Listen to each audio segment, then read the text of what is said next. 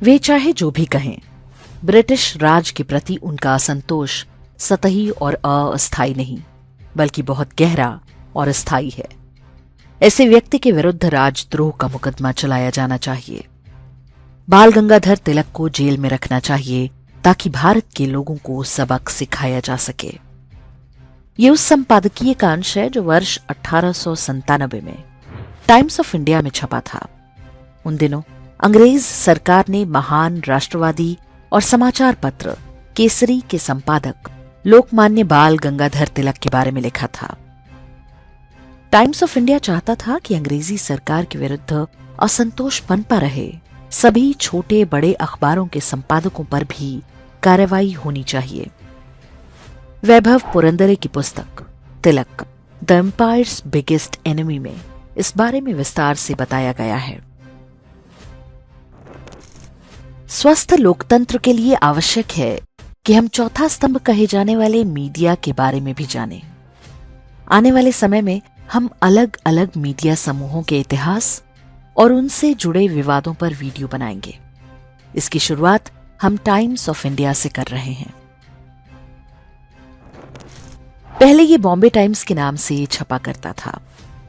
1857 के प्रथम स्वतंत्रता संग्राम के कुछ समय बाद ये टाइम्स ऑफ इंडिया नाम से छपना आरंभ हुआ था। तब ये अखबार औपनिवेशिक शासन का एक महत्वपूर्ण अस्त्र था, जिससे भारतीयों के मन मस्तिष्क पर नियंत्रण पाया जा सके। उन दिनों टाइम्स ऑफ इंडिया के मालिक अंग्रेज और पारसी हुआ करते थे। भारत की स्वतंत्रता के साथ ही टाइम्स ऑफ इंडिया की कंपनी बेनेट एंड कोलमैन का स्वामित्व डालमिया समूह ने खरीद लिया। बाद में बहुत ही विवादित तरीके से कंपनी पर साहू शांति प्रसाद जैन का कब्जा हो गया। इसके कुछ समय बाद ही शांति प्रसाद जैन सरकार से सस्ती दरों पर मिलने वाले अखबार के कागज की ब्लैक मार्केटिंग करते पकड़े गए। उन्हें इसके लिए जेल भी हुई। टाइम्स ऑफ इंडिया समूह पर आर्थिक घपलेबाजी के ढेरों आरोप लगे, जिसके बाद वर्ष 1969 में बॉम्बे हाईकोर्ट ने भारत सरकार को आदेश दिया कि वो कंपनी को अपने नियंत्रण में ले ले।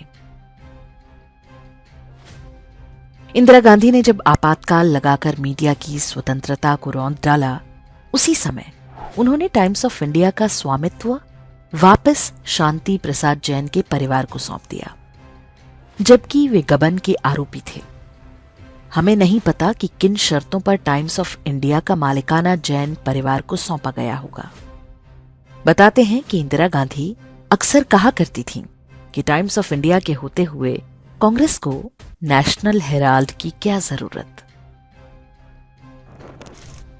टाइम्स ऑफ इंडिया के मालिकों पर मनी लॉन्ड्रिंग के जरिए स्विस बैंक में पैसा भेजने से लेकर पेड न्यूज और फेक न्यूज के ढेरों आरोप लग चुके हैं। इस नैतिक स्तर और औपनिवेशिक विरासत की छाप टाइम्स ऑफ इंडिया की संपादकीय नीति में झलकती रहती है। आगे हम आपको इसके कुछ उदाहरण बता रहे हैं। जब सैफ अली खान पर हमले के आरोप में एक बांग्लादेशी घुसपैठिया पकड़ा गया, तो टाइम्स ऑफ इंडिया ने उसे बेरोजगार बताया। ये चिर परिचित वामपंथी तरीका होता है ताकि लोगों में अपराधी के प्रति सहानुभूति पैदा हो। उत्तर प्रदेश में महिलाओं की सुरक्षा सुनिश्चित करने के लिए योगी आदित्यनाथ सरकार ने जिम, लेडीज टेलर और ब्यूटी पार्लर इत्यादि में महिला कर्मचारी रखने का नियम बनाया, तो टाइम्स ऑफ इंडिया ने संपादकीय लिखकर इसे तालिबानी फैसला बताया। संभवतः क्योंकि उसे लग रहा हो कि इससे लव जिहाद में रुकावट पैदा होगी। ब्रिटेन में ग्रूमिंग गैंगों द्वारा हजारों लड़कियों के साथ बलात्कार की घटनाओं पर जिस प्रकार वहां की मीडिया ने पर्दा डाला, वही काम भारत में मीडिया का एक वर्ग लव जिहाद के लिए करता है। हिंदू लड़कियों की हत्या की घटनाएं रूटीन क्राइम न्यूज की तरह ही छपती हैं, ताकि पता ही न चले कि हत्या के पीछे मोटिव क्या था। महाराष्ट्र चुनाव में भाजपा ने धर्मांतरण विरोधी कानून का वादा किया, तो टाइम्स ऑफ इंडिया में तुरंत ये रिपोर्ट छप गई कि चर्च इससे बहुत चिंतित है। जबकि इसी अखबार ने पालघर में साधुओं की हत्या को बच्चा चोरी से जोड़ दिया था।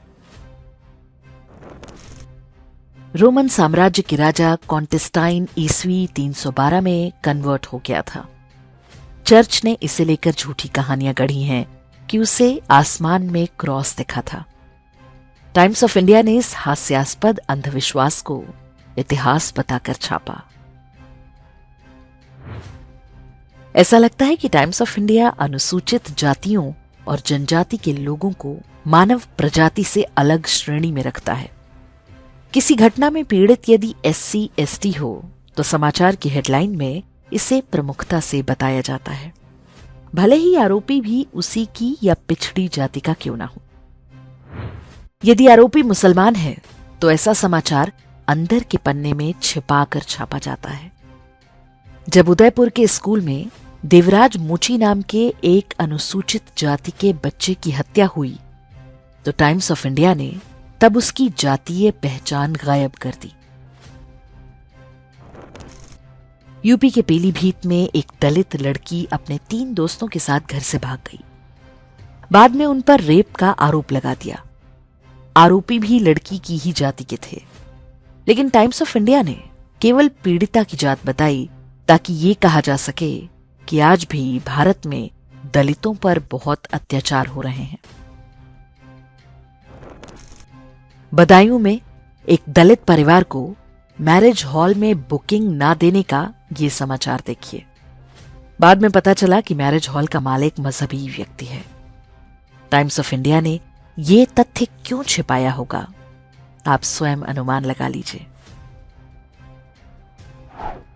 टाइम्स ऑफ इंडिया वो अखबार है जो सड़क दुर्घटना में किसी की मृत्यु पर भी जातीय एंगल घुसा सकता है, लेकिन नक्सली जब किसी जनजातीय व्यक्ति को मार डालते हैं तो उसकी जाति के बारे में आपको कुछ पता नहीं चलेगा। और अब टाइम्स ऑफ इंडिया का ये समाचार देखिए। बताया गया है कि दलित महिला से बलात्कार हुआ। ऊंची जाति के लोग आरोपी हैं। पंचायत बुलाकर पीड़िता को 2.5 लाख रुपए देकर मामला रफा दफा करवा दिया गया। पता चला कि पीड़िता और आरोपी दोनों ही पिछड़ी जातियों के हैं, यानी अपराध की एक सामान्य घटना को जातीय एंगल दे दिया गया। टाइम्स ऑफ इंडिया के जैन परिवार को बताना चाहिए कि ये फेक न्यूज कितने पैसे लेकर छापी गई। किसी अपराध में पीड़ित और आरोपी की जाति बताने और छिपाने का ये फॉर्मूला आजमाया हुआ है। कहते हैं कि इसके लिए दुनिया भर की हिंदू विरोधी शक्तियां मोटी फंडिंग करने को तैयार रहती हैं। इस बात में सच्चाई हो या ना हो, किंतु एक सामान्य नागरिक के रूप में हमें इस खेल को पकड़ना आना चाहिए। गुरमीत राम रहीम को चुनाव आयोग की अनुमति पर पैरोल मिलती है तो टाइम्स ऑफ इंडिया में संपादकीय छप जाता है, लेकिन सिस्टर अभया के हत्यारे फादर थॉमस को टूर और सिस्टर सेफी को सजा के बाद भी जेल ना भेजने, बलात्कारी बिशप फ्रैंको मुलक्कल को बचाने पर इस अखबार में आप वैसी तीखी टिप्पणियों की आशा नहीं कर सकते। कुछ समय पहले चेन्नई के एक मदरसे में बच्चों के यौन शोषण का भंडाफोड़ हुआ था। तब टाइम्स ऑफ इंडिया ने यह समाचार छापा था। इसमें मदरसा के स्थान पर वेद पाठशाला में यौन शोषण की कहानी बना दी गई। बलात्कारी यदि मौलवी हो तो टाइम्स ऑफ इंडिया उसे तांत्रिक या स्वामी लिखा करता था। पिछले कुछ समय से हिंदुओं ने विरोध करना आरंभ कर दिया तो अब ऑकल्टिस्ट लिखते हैं, मौलवी अब भी नहीं लिखते। दिल्ली आर्ट गैलरी में MF हुसैन द्वारा बनाई हिंदू देवी देवताओं की अश्लील पेंटिंग्स की प्रदर्शनी लगी। लोगों ने न्यायालय में अपील की तो टाइम्स ऑफ इंडिया ने संपादकीय छापकर इसे अभिव्यक्ति की स्वतंत्रता का हनन बताया। राजस्थान के टोंक में जैन तीर्थयात्रियों को ध्यान में रखते हुए टोल प्लाजा पर होटलों में मांसाहारी भोजन परोसने पर रोक लगा दी गई। तो इस पर ऐसे खबर छपी मानो लोगों की खाने की स्वतंत्रता का हनन हो रहा हो। क्या ऐसा इसलिए क्योंकि भारत में मीट लॉबी बहुत शक्तिशाली है और लाखों करोड़ों के विज्ञापन देती है। कांवड़ यात्रा के दौरान यूपी सरकार ने दुकानदार का नाम लिखने का नियम लागू किया। सुप्रीम कोर्ट ने इस पर रोक लगा दी तो टाइम्स ऑफ इंडिया ने कार्टून बनाया जिसमें एक बच्ची ये कहते हुए खुश हो रही है कि चलो अब कम से कम हमें प्रॉपर फूड मिल सकेगा। क्या वो कहना चाहते हैं कि खाने में थूक और मलमूत्र ना मिलाया गया हो तो वो प्रॉपर फूड नहीं होता? हरियाणा में आए दिन गो तस्करों की गोली से ग्रामीणों की मौत होती रहती है, लेकिन टाइम्स ऑफ इंडिया में समाचार तब छपता है जब ग्रामीण किसी गो तस्कर को पकड़कर पीट दें। एनसीईआरटी की पुस्तकों में हिंदुओं के विरुद्ध झूठे इतिहास को सही ठहराते हुए टाइम्स ऑफ इंडिया ने संपादकीय लिखा कि लिबरल लोगों के कुछ राजनीतिक पूर्वाग्रह होते हैं, लेकिन शिक्षा के मामले में वे राइट विंग से अच्छे होते हैं। राइट विंग उन लोगों को कहा जाता है जो धार्मिक कट्टरता में विश्वास करते हैं।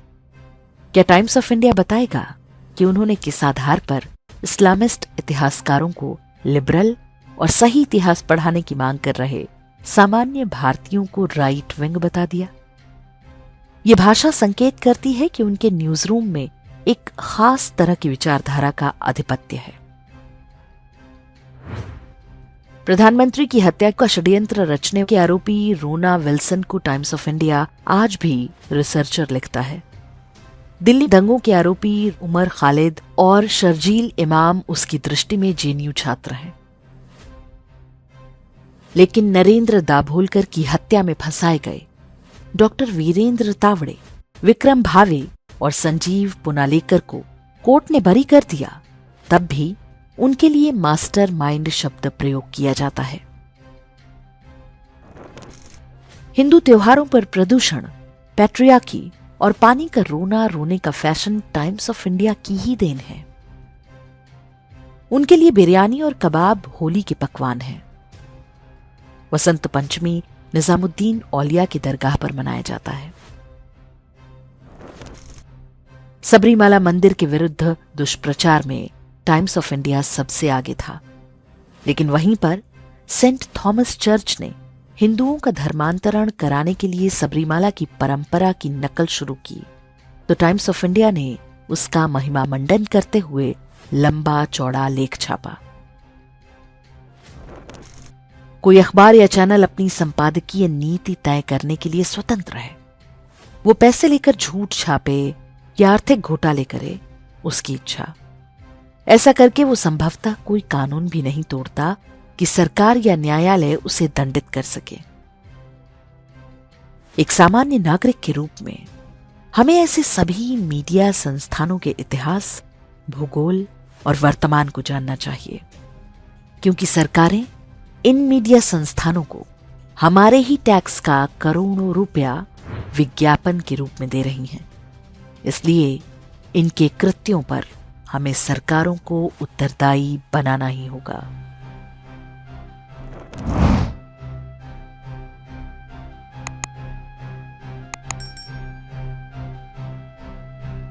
इंडेक्स ऑनलाइन के वीडियो समाज को समर्पित हैं। आप इनको डाउनलोड करके जैसे चाहे वैसे प्रयोग कर सकते हैं।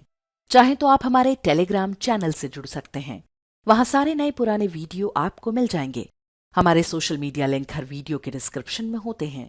हमारा एकमात्र उद्देश्य हिंदू समाज को जागृत और एकजुट करना है। इसमें सहभागी बने। धन्यवाद।